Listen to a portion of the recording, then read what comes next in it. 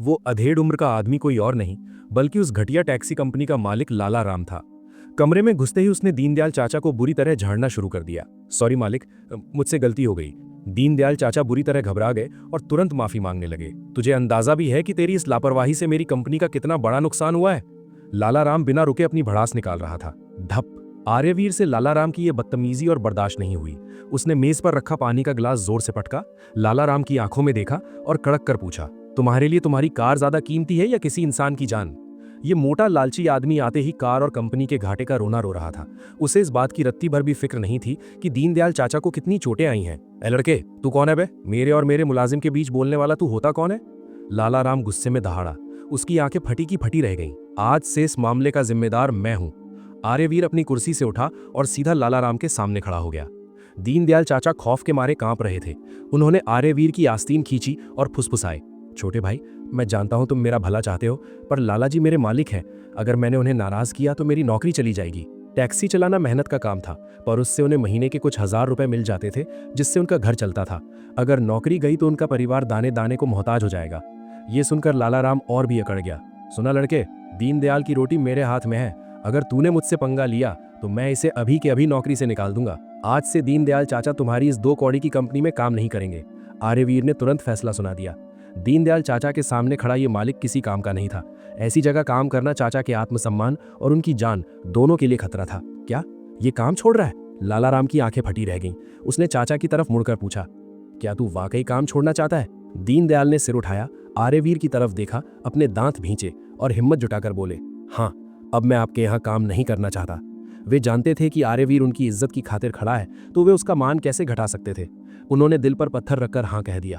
तू तू लाला राम गुस्से के मारे हकलाने लगा। असल में वे सिर्फ चाचा को डरा धमकाकर कुछ पैसे ऐंठना चाहता था। उसे उम्मीद नहीं थी कि बात यहां तक पहुंच जाएगी। अभी काम का सीजन था और दीनदयाल जैसे तजुर्बेकार ड्राइवर का जाना कंपनी के लिए बड़ा घाटा था। लेकिन एक कंपनी का मालिक होने के नाते वे किसी ड्राइवर के सामने हाथ तो नहीं फैला सकता था। उसने बात घुमाते हुए कहा, तूने गाड़ी तोड़ी है, तू इतनी आसानी से पीछा नहीं छड़ा पाएगा। इस एक्सीडेंट की जिम्मेदारी मेरी है, आप उसकी फिक्र मत कीजिए। इंश्योरेंस कंपनी आपको पूरा हर्जाना देगी। पास खड़ी स्नेहा ने बीच में टोकते हुए कहा। लाला राम सन्न रह गया।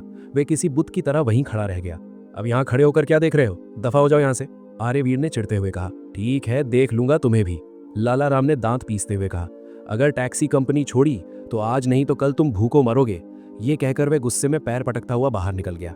दीनदयाल चाचा ने एक लंबी आह भरी। उनके चेहरे पर मायूसी थी। नौकरी चली गई, अब गांव वापस जाने के अलावा कोई रास्ता नहीं बचा। अपनी पत्नी और बच्चों की याद आते ही वे बेचैन हो उठे। उनका मन अभी जाकर काम ढूंढने का कर रहा था।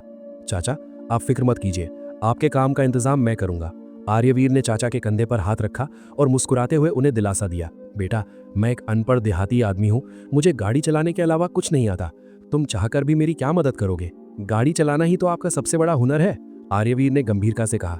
चाचा, मैं चाहता हूं कि आप मेरे लिए गाड़ी चलाएं। तुम्हारे लिए? हाँ, जब आप ठीक हो जाएंगे तो आप मेरे पर्सनल ड्राइवर बनेंगे। आपकी सैलरी 1 लाख रुपए महीना होगी। खू खू। ये सुनते ही दीनदयाल चाचा को जोर की खांसी आई, जैसे वे अपने ही थूक से चोक हो गए हों। उन्हें यकीन नहीं हुआ कि आर्यवीर ने मुंह खोलते ही 1 लाख रुपए महीने की बात कह दी। ये सैलरी टैक्सी चलाकर साल भर में होने वाली कमाई से भी ज्यादा थी। हैरानी से उभरने के बाद उन्होंने हाथ हिलाकर मना किया। नहीं नहीं बेटा, मेरी क्या औकात जो मैं इतनी बड़ी सैलरी लूं। तुमने पहले ही मेरी देखभाल के लिए हजारों खर्च कर दिए, वीआईपी वार्ड दिलवाया। इतना ही मेरे लिए बहुत है। चाचा, आपके जैसा नेक दिल और वफादार ड्राइवर 1 लाख क्या, उससे भी ज्यादा डिजर्व करता है। मैं चाहता हूं कि आप अपने बीवी बच्चों को भी शहर ले आएं, ताकि आप सबको अलग न रहना पड़े। बच्चों का स्कूल में एडमिशन भी मैं ही करवाऊंगा। छोटे भाई, दीनदयाल चाचा ने आर्यवीर का हाथ पकड़ लिया। उनकी आवाज कांप रही थी। मैं इस जन्म में आपका यह एहसान कभी नहीं उतार पाऊंगा। आर्यवीर मुस्कुराया। चाचा, आपने मेरी जान बचाई है, उसके आगे तो ये कुछ भी नहीं। असल में आर्यवीर को अभी किसी ड्राइवर की सख्त जरूरत नहीं थी, लेकिन दीनदयाल जैसे इंसान को अपने साथ रखना सिर्फ एहसान चुकाना नहीं, बल्कि एक सच्चे और ईमानदार इंसान को अपने करीब रखना था। ऐसा वफादार आदमी किसी भी दौलत से कीमती होता है। मैं अपनी पत्नी और बच्चों की तरफ से आपको बहुत बहुत धन्यवाद कहता हूँ। चाचा बेड से उठकर आभार जताने ही वाले थे कि आर्यवीर ने उन्हें रोक दिया। चाचा, अभी आप पूरी तरह ठीक नहीं हुए हैं, आराम कीजिए। जो भी बात होगी ठीक होने के बाद करेंगे। आर्यवीर की बात मानकर चाचा चुपचाप लेट गए। उन्हें अपनी किस्मत पर यकीन नहीं हो रहा था कि उन्हें आर्यवीर जैसा फरिश्ता मिला है। काफी देर बातें करने के बाद आर्यवीर ने चाचा को आराम करने को कहा और वार्ड से बाहर आ गया।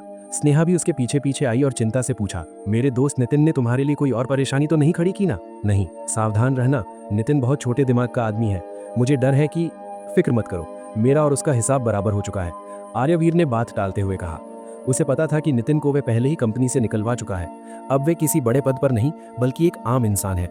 अगर वे दोबारा आर्यवीर के सामने आया तो शायद डर के मारे वहीं ढेर हो जाएगा। चलो अच्छा है। स्नेहा ने राहत की सांस ली और आर्यवीर के साथ चलते हुए पूछा, क्या तुम अभी भी मुझसे नाराज हो? तुम्हारी माफी का असर हो चुका है, अब कोई नाराजगी नहीं। आर्यवीर ने बड़े दिल से मुस्कुराकर कहा, मुझे सच में बहुत बुरा लग रहा है कि मेरी वजह से तुम्हें इतना सब झेलना पड़ा। क्यों ना मैं तुम्हें आज अपने रेस्टोरेंट चलूं? मैं अपने हाथों से तुम्हारे लिए कुछ स्पेशल बनाऊंगी। इसे मेरी तरफ से एक छोटी सी माफी समझ लेना। वैसे भी मैं वहां की हेड शेफ हूँ, निराश नहीं करूंगी। ठीक है। आर्यवीर को भूख भी लगी थी तो उसने मना नहीं किया। वे दोनों राज रेस्टोरेंट पहुंचे। ये जगह वाकई में लुधियाना के सबसे बड़े और अनोखे रेस्टोरेंट कहलाने के लायक थी। यहाँ का माहौल बहुत ही जीवंत था और ग्राहकों की लंबी कतारें अपनी बारी का इंतजार कर रही थी। जैसे ही उन्होंने अंदर कदम रखा, वेटर्स ने एक एक करके स्नेहा का अभिवादन किया। साथ ही वे आर्यवीर को बड़ी अजीब नजरों से देख रहे थे और आपस में खुसुर फुसुर करने लगे। तुम बस थोड़ी देर इंतजार करो, मैं तुम्हारे लिए कुछ बहुत बढ़िया बनाकर लाती हूँ। स्नेहा मुस्कुराई और सीधे किचन की तरफ चली गई। अपने साथियों से मिलने के बाद वो काम पर लग गई। शायद वो आर्यवीर को अपना बेस्ट हुनर दिखाना चाहती थी, इसलिए आज वो बहुत ही गंभीरता से खाना बना रही थी और हर छोटी डिटेल का ध्यान रख रही थी। शेफ स्नेहा, बहुत दिनों बाद आपको इतना सीरियस देखा है। पक्का अपने बॉयफ्रेंड के लिए कुछ स्पेशल बना रही है ना? उसकी एक सहकर्मी जिससे उसकी अच्छी पटती थी उसे छेड़ने आ गई। बकवास मत करो। स्नेहा ने आंखें सिकोड़ी और पूरी तल्लीनता के साथ कुकिंग जारी रखी। अरे स्नेहा, हमसे क्या छिपाना? अभी अभी तुम एक लड़के को लेकर आई हो और उसके लिए खुद खाना बना रही हो। क्या वो तुम्हारा बॉयफ्रेंड है? हाँ बताओ ना। स्नेहा ने जल्दी से हाथ हिलाया और सफाई दी, वो और मैं सिर्फ साधारण दोस्त है। मैंने तुम्हें कभी किसी लड़के के लिए खाना बनाते नहीं देखा। सच बताओ, क्या तुम उसे पसंद करती हो? बिल्कुल नहीं। नहीं? तो फिर ये चेहरा लाल क्यों हो रहा है? जाओ अपना काम करो, कोई चेहरा लाल नहीं हो रहा। स्नेहा ने उसे भगाया और अपनी रेसिपी पर ध्यान दिया। करीब 1 घंटे की कड़ी मेहनत के बाद उसने 4 बेहतरीन डिशेस तैयार की। उसने वेटर से कहकर उन चारों डिशेस को आर्यवीर की टेबल पर लगवाया। आर्यवीर अपने फोन में व्यस्त था, पर जैसे ही उसने टेबल पर सजती हुई डिशेस देखी, उसकी आंखें चमक उठीं। वे चारों डिशेस रंग और सजावट में बिल्कुल परफेक्ट थीं। स्वाद तो दूर की बात, उनकी लुभावनी सूरत ही भूख बढ़ाने के लिए काफी थी। ये सब तुमने बनाया है? काफी देर तक उन डिशेस को निहारने के बाद आर्यवीर की नजर स्नेहा पर पड़ी। मुझे सच में नहीं पता था कि तुम्हारा हाथ कुकिंग में इतना सधा हुआ है। चख कर देखो। स्नेहा आर्यवीर के सामने बैठ गई और बड़ी उत्सुकता से उसके रिएक्शन का इंतजार करने लगी। ठीक है, ट्राई करता हूं। आर्यवीर ने चम्मच उठाया और एक क्रैब केक का टुकड़ा मुंह में डाला। स्वाद इतना हल्का और लाजवाब था कि उसकी खुशबू दिमाग तक पहुंच गई। बेहतरीन। आर्यवीर ने संतुष्टि के साथ सिर हिलाया और दूसरी डिश ट्राई की। उसे हर निवाला पिछले से ज्यादा स्वादिष्ट लगा। जब उसने चौथी डिश चख ली तो वो खुद को रोक नहीं पाया और अंगूठा दिखाकर बोला, तुम वाकई हेड शेफ कहलाने के लायक हो। तुम्हारा हुनर गजब का है। अच्छा लगा कि तुम्हें पसंद आया। अब जल्दी से सब खत्म करो। स्नेहा इतनी बड़ी तारीफ सुनकर बहुत खुश थी। अगर कोई तुम्हारी जैसी हुनरमंद लड़की से शादी कर ले तो उसे पूरी जिंदगी इतना शानदार खाना खाने को मिलेगा। खाना एंजॉय करते हुए आर्यवीर के मुंह से अचानक निकल गया। स्नेहा का सुंदर चेहरा शर्म से लाल हो गया और उसने पलट कर कहा, मैं तुम जैसे लड़के से शादी कभी नहीं करूंगी। शादी नहीं करनी तो मत करो, पर चेहरा लाल क्यों कर रही हो? चुपचाप खाना खाओ, ज्यादा बातें मत बनाओ। स्नेहा ने बुदबुदाते हुए आर्यवीर की कटोरी में थोड़ा और खाना परोसा। सच में बहुत स्वादिष्ट है। आर्यवीर ने फिर कुछ नहीं कहा और मजे से सारा खाना चट कर गया। काफी समय बाद उसने इतना बेहतरीन खाना खाया था, यहाँ तक कि 5 स्टार होटलों का खाना भी इसके आगे फीका था। जल्द ही उसने सारी डिशेस खत्म कर दी, टिश्यू पेपर से मुंह पोंछा और मुस्कुराते हुए पूछा, इस शानदार दावत की कीमत क्या हुई? ये मेरी तरफ से ट्रीट है, पैसे की बात मत करो। स्नेहा ने उदारता से हाथ हिलाया और कहा, इसे कल के लिए मेरा हर्जाना समझ लो। इतना अच्छा खाना एक बार में मन नहीं भरेगा, तो और कितनी बार खाना है? मैं तो पूरी जिंदगी यही स्वाद चखना चाहता हूँ। बस करो अब। स्नेहा ने चिढ़ते हुए आंखें घुमाई और लाल होते चेहरे के साथ बोली, मुझे उम्मीद नहीं थी कि तुम बाकी लड़कों की तरह इतनी चिकनी चुपड़ी बातें करोगे। अरे मजाक कर रहा था, नाराज मत हो। मैं इतनी छोटी सोच की नहीं हूँ। तुम्हारी मेहमान नवाजी के लिए शुक्रिया। अब मैं चलता हूँ, बाय बाय। आर्यवीर हाथ हिलाकर जाने के लिए उठा। जैसे ही वो दरवाजे तक पहुंचा, एक लंबे चौड़े सूट पहने आदमी ने उसका रास्ता रोक लिया। उसके सीने पर एक सिल्वर बैज बना था जिस पर उसका नाम लिखा था विशाल हुआंगजेन। वो इस रेस्टोरेंट का मैनेजर था। विशाल ने जानबूझकर अपनी आवाज ऊंची की और आर्यवीर का रास्ता रोकते हुए बोला, बिना खाए ऐसे जा रहे हो? बिल कौन भरेगा? उसके शब्दों ने तुरंत बाकी मेहमानों का ध्यान खींचा। हर कोई आर्यवीर को तिरस्कार की नजर से देखने लगा, जैसे वो कोई मुफ्ती हो जो खाकर भाग रहा है। मैनेजर विशाल, इसे मैंने खाना खिलाया है। माहौल बिगड़ता देख स्नेहा तुरंत मदद के लिए आगे आई। स्नेहा, तुम्हें क्या हक है किसी को भी मुफ्त में खाना खिलाने का? विशाल स्नेहा पर बुरी तरह चिल्लाया। उसके चेहरे पर साफ गुस्सा दिख रहा था। असल में वो काफी समय से स्नेहा के पीछे पड़ा था, पर स्नेहा ने हमेशा उसे घास नहीं डाली थी। आज जब उसने देखा कि स्नेहा एक अजनबी लड़के को अंदर लाई है, खुद उसके लिए खाना बनाया है और दोनों हंस हंस कर बातें कर रहे हैं, तो उसका खून खौल उठा। जब उसने सोचा कि स्नेहा उसे इग्नोर करके इस लड़के के इतना करीब है, तो उसने तय कर लिया कि वो आज इनका मजाक बनाकर रहेगा। स्नेहा का चेहरा उतर गया। उसे उम्मीद नहीं थी कि मैनेजर विशाल आज इतना भड़क जाएगा। उसने धीमे स्वर में कहा, मैनेजर विशाल, रेस्टोरेंट के नियमों के हिसाब से हेड शेफ महीने में एक बार किसी को ट्रीट दे सकती है। नियम मैं तय करता हूं। अगर मैं कहूं कि तुम इसके काबिल नहीं हो तो मतलब नहीं हो, विशाल ने अपनी पावर का धौंस दिखाते हुए कहा। वो महीनों से स्नेहा की चापलूसी कर रहा था, पर उसने कभी मुड़कर नहीं देखा, और अब एक मामूली से लड़के के लिए वो इतनी मेहनत कर रही है। गुस्से में उसने सारी तमीज ताक पर रख दी और स्नेहा को सरेआम अपमानित करने की योजना बना ली। तुम? स्नेहा के होंठ कांपने लगे। उसे यकीन नहीं हुआ कि विशाल इतना गिर सकता है। उसने अपना गुस्सा दबाते हुए कहा, ठीक है, अगर ऐसी बात है तो इसका बिल मेरी सैलरी से काट लेना। सैलरी से नहीं, पेमेंट अभी और इसी वक्त होगी, विशाल ने आर्यवीर को घूरते हुए कहा, उसे जानबूझकर परेशान करने के लिए। ठीक है, मैं पे करता हूं। आर्यवीर ने स्नेहा को और मुसीबत में नहीं डालना चाहा। उसने अपना बैंक कार्ड निकाला और पूछा, कितना हुआ?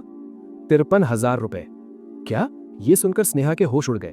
मैनेजर विशाल, इन 4 डिशेस की कीमत ज्यादा से ज्यादा 3,000 रुपए है। ये 53,000 कहां से हो गए? बिना बिल चुकाए भागने की कोशिश का जुर्माना 50,000 और खाने के 3,000, टोटल हुए 53,000। विशाल ने जेब में हाथ डालकर ऐसे कहा जैसे उसे किसी का डर ना हो। वो इस लड़के को मजा चखाकर ही दम लेना चाहता था, जिसने उसकी पसंद स्नेहा को उससे दूर किया था। स्नेहा गुस्से से कांप रही थी। उसे अब समझ आया कि विशाल अपनी पुरानी नफरत और ठुकराए जाने का बदला ले रहा है। आर्यवीर सारा माजरा समझ चुका था। उसने विशाल की तरफ देखकर एक ठंडी हंसी हंसते हुए पूछा, क्या तुम वाकई मुझ पर जुर्माना लगाना चाहते हो? बिल्कुल। ठीक है, उम्मीद है तुम अपनी सकड़ पर कायम रहोगे। इतना कहकर आर्यवीर स्नेहा की तरफ मुड़ा और बोला, अपने असली बॉस को फोन लगाओ। स्नेहा थोड़ा झिझकी। वो इस रेस्टोरेंट के माहौल को अच्छे से जानती थी। उसे पता था कि विशाल के संबंध असली मालिक से काफी गहरे हैं और इसी रसूख के दम पर वो इतनी बदतमीजी कर रहा था। उसे लगा कि अगर वो मालिक को बुला भी ले तो भी वे विशाल का ही पक्ष लेंगे। मूर्ख लड़के, तुझे लगता है तू हमारे बॉस से मिल पाएगा? विशाल ने तिरस्कार भरी मुस्कान के साथ आर्यवीर को घूरा। उसने आगे बढ़कर आर्यवीर के कंधे को थपथपाया और उसे उकसाते हुए बोला, तुझे क्या लगता है अगर मैं बॉस से मिलवा भी दूं तो भी मैं तेरे साथ जो चाहूं वो कर सकता हूं? तू मेरा कुछ नहीं बिगाड़ पाएगा। इतना घमंड? आर्यवीर की आंखों में गुस्सा चमक उठा। क्योंकि मेरे पास घमंड करने की पावर है, विशाल ने अपनी शर्ट की आस्तीन झटकते हुए कहा। अब मैं तुझे 2 ऑप्शन देता हूं, या तो चुपचाप 50,000 का जुर्माना भरो और यहां से निकलो, या फिर मेरे सिक्योरिटी गार्ड से अपनी हड्डियां तोड़वाओ।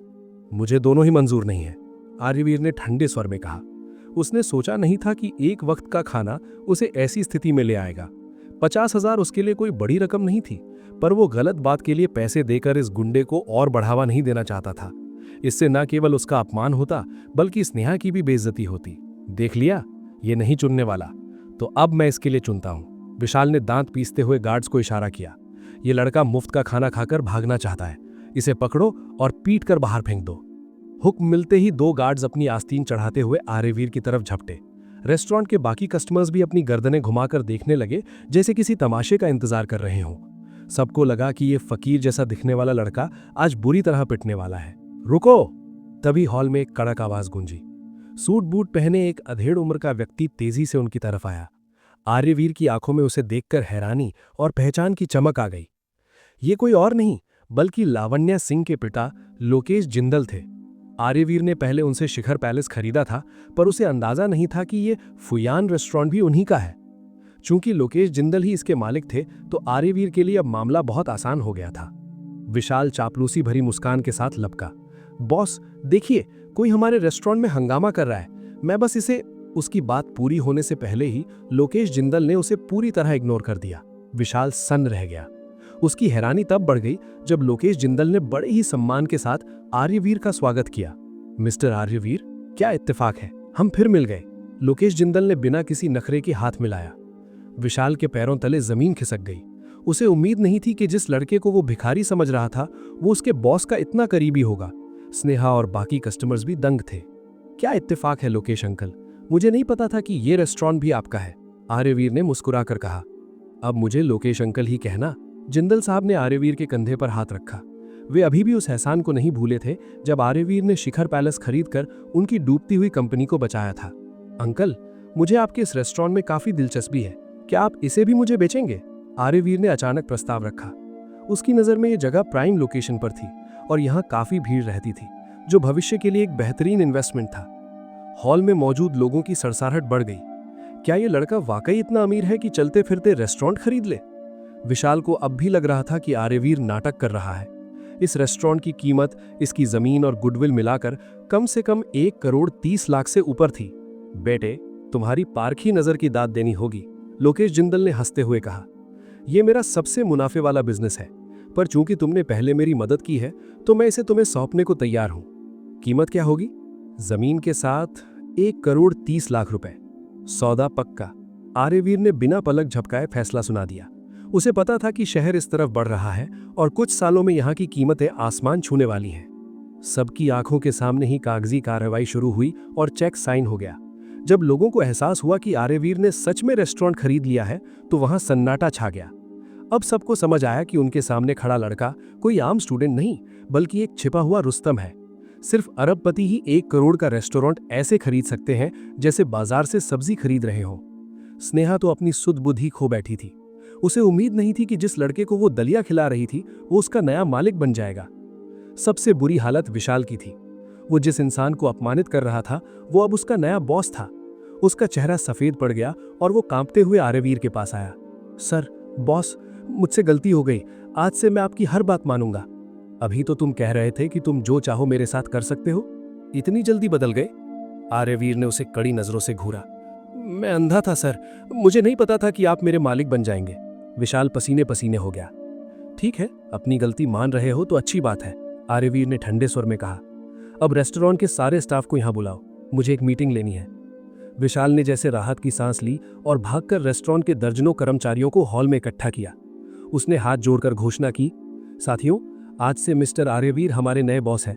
आइए तालियों के साथ इनका स्वागत करें। हॉल तालियों की गड़गड़ाहट से गूंज उठा। विशाल ने चापलूसी करते हुए कहा, अब मैं बॉस से निवेदन करूंगा कि वे हमें संबोधित करें। आर्यवीर ने अपने दोनों हाथ जोड़कर सबको शांत होने का इशारा किया। उसने वहां मौजूद कर्मचारियों पर एक सरसरी नजर डाली और तुरंत घोषणा की, अब मैं एक जरूरी ऐलान कर रहा हूं। मैं मैनेजर विशाल को उसके पद से हटा रहा हूं और उसे इसी वक्त रेस्टोरेंट से बर्खास्त करता हूं। धप! विशाल के शरीर से जैसे जान ही निकल गई और वो किसी बेजान मिट्टी के ढेर की तरह जमीन पर गिर पड़ा। उसे लगा था कि शायद वो बच जाएगा, पर उसने सपने में भी नहीं सोचा था कि आर्यवीर उसे इतनी बेरहमी से सबके सामने फायर कर देगा। सिक्योरिटी, इस विशाल को बाहर फेंको। आज के बाद ये रेस्टोरेंट के आसपास भी नजर नहीं आना चाहिए। आर्यवीर ने कड़े लहजे में 2 गार्ड्स को हुक्म दिया। जी सर। हुक्म मिलते ही दोनों गार्ड्स आगे बढ़े। एक ने बायां हाथ पकड़ा और दूसरे ने दायां, और विशाल को घसीटते हुए रेस्टोरेंट के बाहर ले जाकर सड़क पर फेंक दिया। विशाल को बाहर फेंकते देख बाकी कर्मचारियों के मन में बरसों की दबी हुई भड़ास निकल गई। वे अक्सर मैनेजर विशाल के हाथों प्रताड़ित होते थे। वो न केवल उन्हें डराता धमकाता था, बल्कि कुछ महिला कर्मचारियों के साथ उसका व्यवहार बेहद घटिया था। उन्हें उम्मीद नहीं थी कि नया बॉस आते ही इस कैंसर को जड़ से उखाड़ फेंकेगा। ये नज़ारा उनके लिए सुकून भरा था। सबसे ज्यादा खुशी स्नेहा को थी। उसके लिए विशाल को रास्ते से हटाना किसी बड़ी मुसीबत के टल जाने जैसा था। साथियों, आप बस पूरी ईमानदारी से काम कीजिए। मैं वादा करता हूं कि मैं आप में से किसी के साथ नाइंसाफी नहीं होने दूंगा। आर्यवीर के इस छोटे से भाषण ने कर्मचारियों में नया जोश और जुनून भर दिया। सब अपने नए बॉस के साथ एक नई शुरुआत करने के लिए तैयार थे। मीटिंग खत्म, अब सब अपने काम पर लग जाइए, आर्यवीर ने सादगी से कहा और सबको उनके काम पर भेज दिया। स्नेहा वहीं खड़ी आर्यवीर को बड़ी अजीब नजरों से देख रही थी। उसने अपने होंठ भींचे और मुस्कुराते हुए कहा, तो अब मुझे आपको बॉस आर्यवीर कहना चाहिए। उसे अब भी यकीन नहीं हो रहा था कि जिस लड़के से वो एक कार एक्सीडेंट में मिली थी वो अचानक उसका बॉस बन जाएगा। अपने सामने खड़े इस जाने पहचाने मगर अब थोड़े अजनबी से लगने वाले लड़के को देखकर उसके दिल में एक अलग ही एहसास जाग रहा था। क्या भविष्य में मैं कभी भी तुम्हारे हाथ का बना खाना खा पाऊंगा? आर्यवीर का लहजा अभी भी उतना ही नरम था। रुतबा बदलने के बावजूद स्नेहा के प्रति उसका बर्ताव नहीं बदला था। आप बॉस हैं, आप जो कहेंगे मैं वही बनाऊंगी, स्नेहा ने मुस्कुराते हुए कहा। बस उम्मीद है कि अगर मुझसे कभी कोई गलती हो जाए तो बॉस आर्यवीर मुझ पर थोड़ी दया दिखाएंगे और मुझे नौकरी से नहीं निकालेंगे। तुम जैसी टैलेंटेड शेफ को निकालने की हिम्मत मैं कैसे कर सकता हूं? आर्यवीर ने एक कोने की तरफ इशारा किया और कहा, आओ बैठो। रेस्टोरेंट के बारे में कुछ बात करनी है। क्या बात है? मैंने विशाल को निकाल दिया है, अब मुझे रेस्टोरेंट संभालने के लिए काबिल मैनेजर की जरूरत है। क्या तुम मेरी जगह ये जिम्मेदारी उठाओगी? क्या आप पागल हो गए हैं क्या? क्या आप खुद हमें मैनेज नहीं करना चाहते? स्नेहा ने थोड़ी शिकायत भरे लहजे में पूछा। मैं बहुत बिजी हूँ, मुझे रोज कॉलेज जाना होता है, मेरे पास रेस्टोरेंट चलाने का बिल्कुल समय नहीं है। आर्यवीर ने अपना सिर खुजलाते हुए शर्मिंदगी से कहा। तो क्या तुम्हारे पास कोई और नाम है या फिर तुम खुद मैनेजर बनना चाहोगी? इस बारे में स्नेहा ने कुछ देर सोचा और फिर सिर हिला दिया। फिलहाल तो मुझे कोई सही बंदा याद नहीं आ रहा, और जहां तक मेरी बात है, मैं हेड शेफ बनकर खुश हूं, मुझे मैनेजमेंट समझ नहीं आता। उसने हाथ हिलाकर मना कर दिया। ठीक है, इस बारे में बाद में बात करते हैं। आर्यवीर ने ज्यादा जोर नहीं दिया। वो जानता था कि कुछ चीजों में जल्दबाजी करने से नतीजा उल्टा निकलता है, इसलिए वो धीरे धीरे आगे बढ़ना चाहता था। दोनों ने किचन और डाइनिंग हॉल के बारे में कुछ और बातें की, जिसके बाद आर्यवीर ने स्नेहा से विदा ली और वहां से निकल गया। घर पहुंचकर उसने नहाया और जैसे ही स्टडी रूम में पढ़ने बैठने वाला था, उसके फोन की घंटी बजी। उसने फोन देखा तो उसकी रीडिंग ऐप से एक नोटिफिकेशन आया था। जिस नॉवेल को वो पढ़ रहा था, उसका नया चैप्टर अपडेट हुआ था। कुछ समय पहले उसने लाइब्रेरी में एक दिलचस्प एनिमे नॉवेल खोजा था, जिसकी लेखिका का नाम ब्लू बर्ड था। वो नॉवेल बहुत ही अनोखा था, बस उसमें शब्दों की कमी थी। जैसे ही आर्यवीर की दिलचस्पी बढ़ी, लेखिका ने अपडेट देना बंद कर दिया था। उसने आधे महीने तक इंतजार किया था। आर्यवीर ने तुरंत नया चैप्टर पढ़ा और 10 मिनट में ही उसे खत्म कर दिया। मन अभी भरा नहीं था तो उसने लेखिका को एक प्राइवेट मैसेज भेजा। ये कहानी बहुत ही शानदार है, आप जल्दी जल्दी अपडेट क्यों नहीं करती? मैसेज भेजते ही उसे तुरंत जवाब मिला। सॉरी, आजकल लाइफ में बहुत प्रेशर है, काम को लेकर काफी मुश्किलें चल रही हैं, इसलिए लिखने का समय ही नहीं मिल पाता। आर्यवीर ने फिर रिप्लाई किया। क्या कोई बड़ी परेशानी है? ब्लू बर्ड, जिंदगी में बहुत सी चीजें हमारे हाथ में नहीं होती। जब आप अपने सपनों का पीछा करते हैं तो ये दुनिया आपको गिराने की कोशिश करती है। खैर छोड़िए। उसकी लेखिका की बातों में आर्यवीर को एक अनकहा दर्द महसूस हुआ। उसे समझ आया कि शायद पैसों की तंगी या हालातों की वजह से उसे अपने सपनों को छोड़ना पड़ रहा है। दुनिया में ऐसे बहुत से कलाकार हैं जो टैलेंटेड होने के बावजूद गरीबी की वजह से हार मान लेते हैं। आर्यवीर खुद इस दौर से गुजरा था, इसलिए वो उसकी लाचारी को गहराई से समझ सकता था। उसने सोचा कि अगर किसी ने इस ब्लू बर्ड की मदद नहीं की तो ये हुनर कहीं खो जाएगा। आर्यवीर ने एक बड़ा फैसला लिया और ब्लू बर्ड को अपनी ऐप के जरिए 5 लाख रुपए का इनाम भेज दिया। ये ब्लू बर्ड के लिए उसका समर्थन और हौसला अफजाई थी। मैसेज आते ही ब्लू बर्ड का रिप्लाई आया, आपने अचानक मुझे इतने सारे पैसे क्यों भेजे? आर्यवीर, ये आपके हुनर का सम्मान है। मेरी नजर में आपकी राइटिंग की कोई कीमत नहीं लगाई जा सकती। ये तो बस एक छोटी सी भेंट है। Blue bird, thank you so much.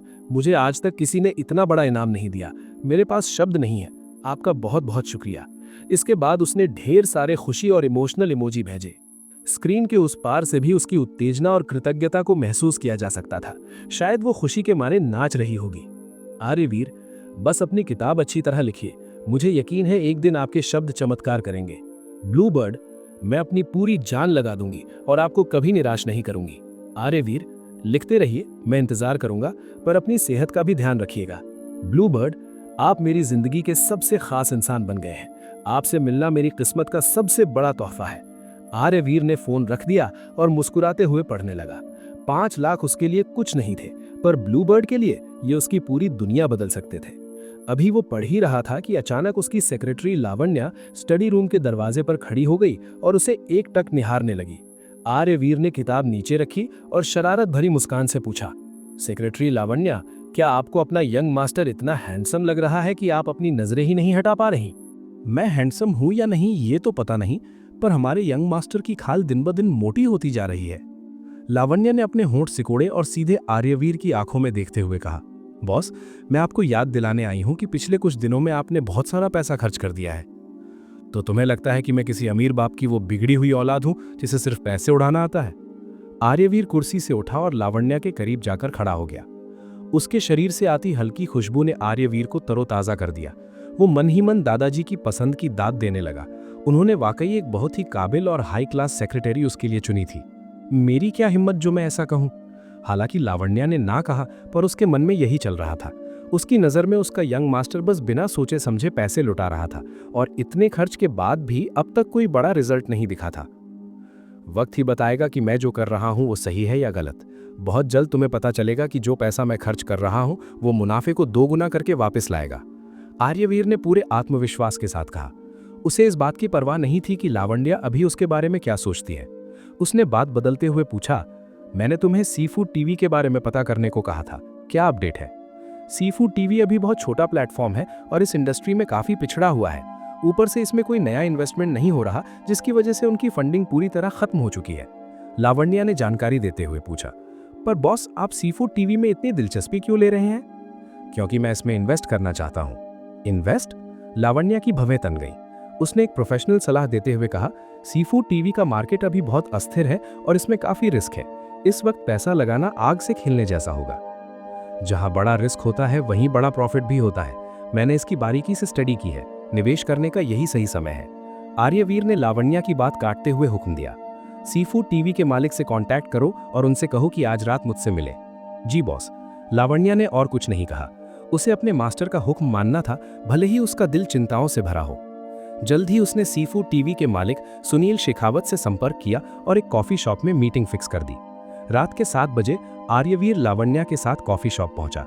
Sunil Shekhawat एक साधारण दिखने वाले मध्यम वर्गीय व्यक्ति थे, जिन्होंने चश्मा पहना था और उनके चेहरे पर एक विद्वान जैसी गंभीरता थी। हेलो मिस्टर सुनील, मेरा नाम आर्यवीर है। आर्यवीर ने हाथ बढ़ाते हुए अपना परिचय दिया। सुनील कुछ सेकंड के लिए ठिठक गए। वे आर्यवीर को बड़ी अजीब नजरों से देख रहे थे। उन्हें उम्मीद नहीं थी कि सी फूड टीवी में दिलचस्पी लेने वाला टाइकून इतना कम उम्र का लड़का होगा। आर्यवीर के साधारण कपड़े देखकर उन्हें रत्ती भर भी रईसी का एहसास नहीं हुआ। थोड़ी देर बाद सुनील ने एक औपचारिक मुस्कान के साथ हाथ मिलाया। हेलो, मैं सुनील शेखावत हूँ। मिस्टर सुनील, मैं इधर उधर की बातें नहीं करूंगा। बैठने के बाद आर्यवीर सीधे मुद्दे पर आया। मुझे आपके सी फूड टीवी में काफी पोटेंशियल दिखता है और मैं इसमें इन्वेस्ट करना चाहता हूँ। मिस्टर आर्यवीर, इस इंडस्ट्री के स्टैंडर्ड्स काफी ऊंचे हैं। क्या आपको पता है कि इसमें कितना पैसा लगता है? सुनील ने अपना चश्मा ठीक करते हुए पूछा। उनका इशारा साफ था, वे जानना चाहते थे कि क्या इस लड़की की जेब में वाकई इतना दम है। लाइव ब्रॉडकास्टिंग का मतलब है शुरुआत में ट्रैफिक खींचने के लिए पैसा पानी की तरह बहाना। एक बार ट्रैफिक आ गया तो रिसोर्सेज और पावरफुल प्लेटफॉर्म के दम पर पैसा कमाना कोई मुश्किल काम नहीं है। आर्यवीर ने बड़े ही सधे अंदाज में जवाब दिया। अगर उसे इन्वेस्ट करना था तो उसने अपना होमवर्क अच्छे से किया था। वे खतरों और मौकों दोनों से वाकिफ था। लगता है आपको इस इंडस्ट्री की अच्छी समझ है। सुनील ने सिर हिलाया और चतुराई से पूछा, तो आपकी क्या तैयारी है? उसकी फिक्र आप मत कीजिए, मेरे पास पैसों की कोई कमी नहीं है। ये कहते हुए आर्यवीर ने लावण्या को इशारा किया। लावण्या ने तुरंत शिखर पैलेस और फुयान रेस्टोरेंट के मालिकाना हक के कागजात सुनील को दिखाए। ये हमारे बॉस की संपत्ति का सिर्फ एक छोटा सा हिस्सा है। कागजात देखते ही सुनील के तेवर बदल गए। उन्हें समझ आ गया कि सामने बैठा लड़का कोई मामूली इंसान नहीं, बल्कि एक असली छुपा रुस्तम रईस है। वे तुरंत उत्साहित हो गए और खुद आर्यवीर के लिए पानी परोसने लगे। सच तो ये था कि वे काफी समय से फंड्स के लिए परेशान थे। वे हर जगह हाथ पांव मार रहे थे, पर कोई भी सी फूड टीवी में पैसा लगाने को तैयार नहीं था। ऐसे में आर्यवीर का खुद आगे बढ़कर ऑफर देना उनके लिए डूबते को तिनके जैसा था। ठीक है, अब सीधा इन्वेस्टमेंट की बात करते हैं। आर्यवीर ने चाय का घूंट लिया। मैं 50 मिलियन देता हूं, इसके बदले मुझे कंपनी के 30% शेयर्स चाहिए। क्या कहते हैं? ये नहीं हो पाएगा, सुनील ने तुरंत विरोध किया। 5 करोड़ के बदले में ज्यादा से ज्यादा 20% शेयर्स दे सकता हूं।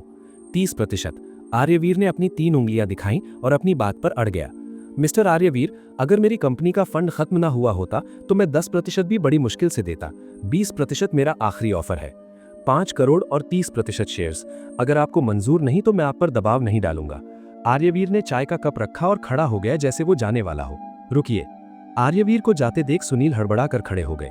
उन्होंने बहुत सोच विचार किया, फिर दांत पीसते हुए बोले, ठीक है, 30% मंजूर है। उनके पास और कोई चारा नहीं था। अगर वे आज समझौता नहीं करते तो कंपनी पूरी तरह डूब जाती। मिस्टर सुनील, मुझे पता है कि सी फूड टीवी को अभी पैसों की सख्त जरूरत है। आप बस कॉन्ट्रैक्ट साइन कीजिए, 5 करोड़ रुपए एक बार में आपके अकाउंट में ट्रांसफर हो जाएंगे। आर्यवीर ने कोई देरी नहीं की। बहुत अच्छे। सुनील को यह सुनकर तसल्ली हुई कि पैसा तुरंत मिल जाएगा। दोनों ने कॉन्ट्रैक्ट साइन किए और आर्यवीर ने तुरंत 5 करोड़ रुपए सुनील के अकाउंट में ट्रांसफर कर दिए। ये पार्टनरशिप बिना किसी रुकावट के बहुत ही स्मूथ तरीके से पूरी हो गई। साइन करने के बाद आर्यवीर ने एक दर्शक के नजरिए से सी फूड टीवी के लिए कुछ सुझाव दिए, जैसे ऐप का इंटरफेस बेहतर बनाना, अलग अलग कैटेगरी के कंटेंट और यूजर एक्सपीरियंस को सुधारना। सुनील लगातार सिर हिलाते रहे और मुस्कुराकर बोले, आपकी बातें वाकई सटीक है। मुझे उम्मीद नहीं थी कि आपको लाइव ब्रॉडकास्टिंग की इतनी गहरी समझ होगी। हर किसी का नजरिया अलग होता है, मैंने बस एक दर्शक के तौर पर अपनी राय दी है। ठीक है, मैं आपके सुझावों पर जरूर काम करूंगा। सुनील ने अपना चाय का कप उठाया। आज चाय से ही जश्न मनाते हैं। मुझे उम्मीद है कि हम साथ मिलकर सी फूड टीवी को इस इंडस्ट्री का लीडर बनाएंगे। Happy partnership. आर्यवीर ने अपना कप सुनील के कप से टकराया। सुनील के साथ हुई इस बातचीत से आर्यवीर को यकीन हो गया था कि वो एक काबिल इंसान है। सही समय और सही पैसे के साथ वे सी फूड टीवी को बहुत आगे ले जाएंगे।